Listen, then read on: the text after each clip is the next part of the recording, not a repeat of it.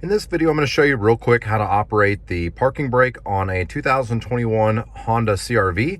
Pretty simple process. It doesn't have a conventional parking brake or a pull lever. It's got an electronic parking brake that are new to newer vehicles. It's going to be located right here in the center console of the vehicle.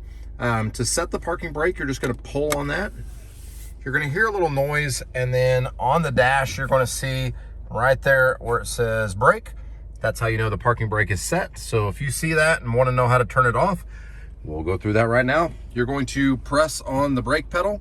As you press on the brake pedal to turn it off, you're going to push on this. When you push on that, you'll hear a little noise, and then you'll notice that the brake indicator is now turned off. If you thought this was helpful, please consider subscribing. Give the video a like, comment with any questions. Thanks for watching.